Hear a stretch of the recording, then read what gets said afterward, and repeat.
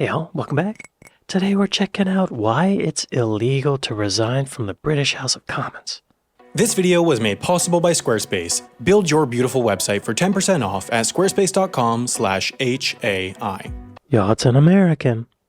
I question the validity. The UK, of course, is a country made up of 4 distinct countries. The one everyone forgets about, Pret territory, Buckfast territory, and the one that no matter what you say will stir up drama in the YouTube comments. Did he just burn every country in the UK? The one no one's heard of. Pret territory. Pret territory? What do you mean? What's a Pret? Is that a bad word? What's a Pret? Pret? What does it mean? Oh. Pret a Manger is a British multinational sandwich shop. Okay, I'll let that slide. I guess that's accurate. Buckfast territory and the Buckfast territory? What is that? I feel like I should know this stuff. Buckfast. Oh. It's a wine with caffeine in it. Wow, that sounds dangerous. Oh my gosh. Okay. the one that no matter what you say will stir up drama in the YouTube comments. Okay, what does it say? You dumb yank. Talking about Northern Ireland doesn't stir up controversy. The only thing controversial here is whether you have a double or a single-digit IQ. Dang. Now, this wonderful country of countries has a pretty weird political system. For example, the Queen for some reason owns all the dolphins in Britain and is also able to fire the entirety of the Australian government, and also doesn't need a driver's license or passport since they're both issued in her name. I know she has passed away, and her son is now the king, so I assume he owns all the dolphins. King Charles. I love dolphins. I think you know this. I would love to have one at my disposal, to talk with, to share my life with, to go on vacation with. Hit me up. But the weirdest of the weird is in this place, the Palace of Westminster. This building is of course known for being blown up in V for Vendetta, crushed in Independence Day Resurgence, and blown up again in G.I. Joe Retaliation, but That's called the Palace of Westminster? Was that built as a palace? I'm sorry, y'all. I'm digressing. Palace of Westminster. Is it a palace, though? See, when I hear the word palace, I think it means that someone lives there. And I know that people don't live there, legally anyway. What's the definition of palace? The official residence of a sovereign, archbishop, bishop, or other exalted person. A residence, not a workplace. That's maybe I'm just being picky. Okay. interestingly, it's also believed to be where the Parliament of the United Kingdom meets. Now, the British Parliament has some unique rules. For example, MPs are not actually allowed to speak directly to one another, only to the Speaker of the House. They're also not allowed to use each other's names. They therefore only refer to each other in the third person when talking to the Speaker, saying something like, Mr. Speaker, the honourable member for Tewkesbury smells like beef and cheese. That's a funny rule because it makes it seem like they're all doing that thing where if one person is fighting with another, they refuse to talk to them. But it's a rule. It's not because they're being snarky. There's also one law saying it's illegal to wear a suit of armour into Parliament. That law was made in 1313 and remains super inconvenient since MPs have to change in and out of their armour before and after going into Parliament. Lastly, MPs aren't allowed to clap in Parliament, which is part of the reason they do all their hooting and hollering during debate. Now, this Parliament, of course, Not allowed to clap? Why aren't they allowed to clap? Is it too noisy? Why can't Parliament clap hands? Why are MPs banned from clapping? It's a better way to phrase that question. Britain's Parliament has some pretty bizarre... No. You can wave your order papers, shout until you are purple in the face, hurl abuse across the chamber, join in with frankly weird displays of mass groaning or that elongated hear thing they do. But try joining your party comrades in a sincere appreciation of a point well made in the traditional way that you will have Speaker John Bercow on his feet telling you to respect the traditions of the House. But like many other things in the Britain's elasticated, unwritten constitution, the no-clapping convention is there to be broken. The most famous occasion was on June 27, 2007, when Tony Blair gave his farewell speech to the House of Commons. A ripple of applause on the Labour benches soon spread across the floor before turning into an unprecedented cross-party standing ovation. It was an extraordinary scene, and one that the then Speaker Michael Martin did nothing to stop. Okay, finally we're getting to it. There is certainly plenty of claptrap spoken in the House, but MPs and members of the House of Lords are encouraged to find other outlets of their approval, mainly through the shouting of "Hear, hear," which started life in the 17th century as a cry of "Hear him, hear him." Oh. The committee backed the applause ban in a 1998 report.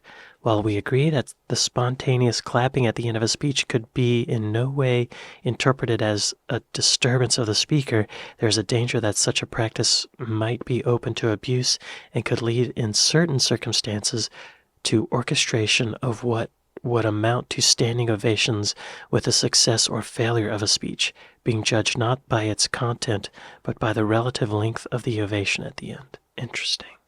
So applause might sway votes. The content of what the MP might be saying could be overshadowed by the ovation, how long they're standing and clapping.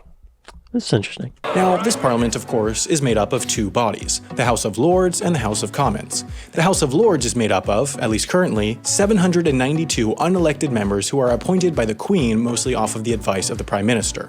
Despite being the upper house with the flashier-looking room, the House of Lords is nowadays less powerful than the House of Commons since aristocracy fell out of fashion. The House of Commons is the more democratic house with elected officials, and they're the ones really running the show.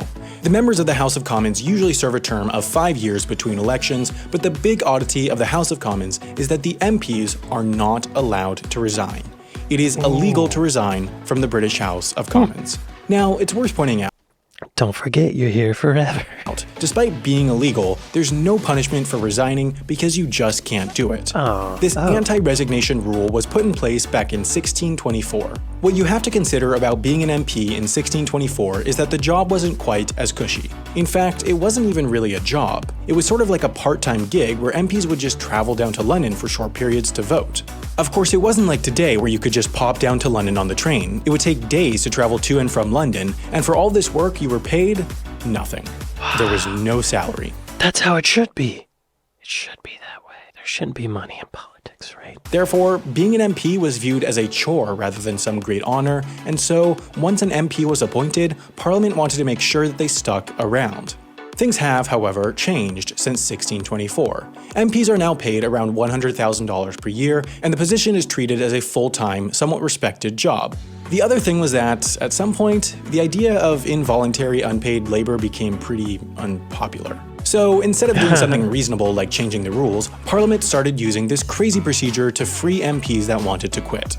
So how it works is that the departing MP sends in an application to the official known as the Chancellor of the Exchequer for one of two jobs: Crown Steward and Bailiff of the— We gotta read all that. Dear Chancellor of the Exchequer, good riddance to this fetid cesspit of incompetence. I should hope that I need never spend another moment in the presence of this wretched Parliament. Jeez. Anyway, guys, thanks for reading my letter. If you enjoyed reading this letter, just go ahead and subscribe and make sure to kick that notification pigeon. If you didn't enjoy reading this letter, make sure to leave a like and let me know why in the comments. I just also wanted to go ahead and thank my patrons. Clever.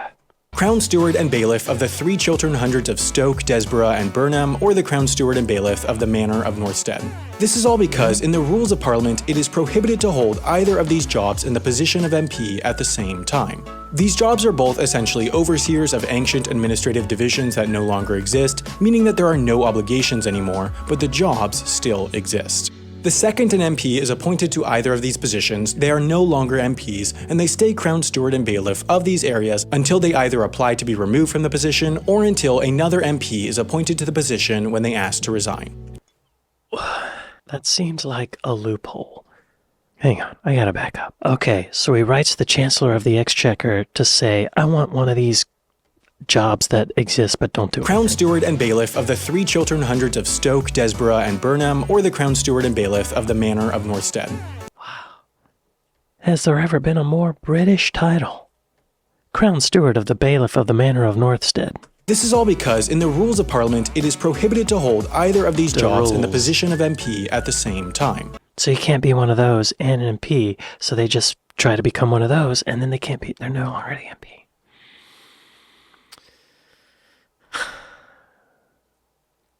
Just let them resign, right? They should make it so these jobs are like toilet scrubbers, bin emptiers. They are no longer MPs, and they stay Crown Steward and Bailiff of these areas until they either apply to be removed from the position or until another MP is appointed to the position when they ask to resign. Now, one important thing to point out is that the Chancellor of the Exchequer can choose not to appoint an MP to one of these positions, which means that, in theory, someone could be stuck as an MP against their will.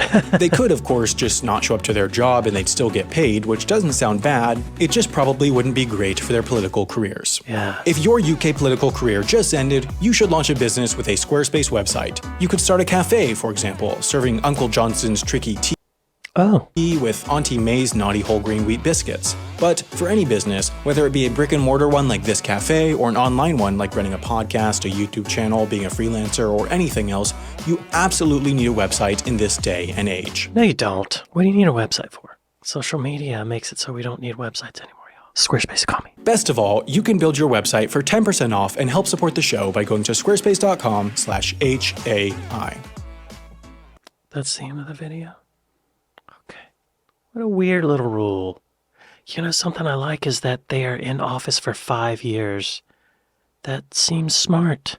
And I like that the elections are really quick. Aren't they? Just like a couple months or something? I love that. In America, it's a year and a half.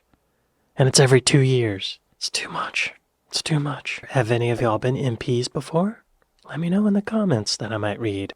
Well, I'd like to thank my patrons. I'd like to thank my Buy Me a Coffee folks. Thank y'all for watching this with me. And I'll see you next time. Later.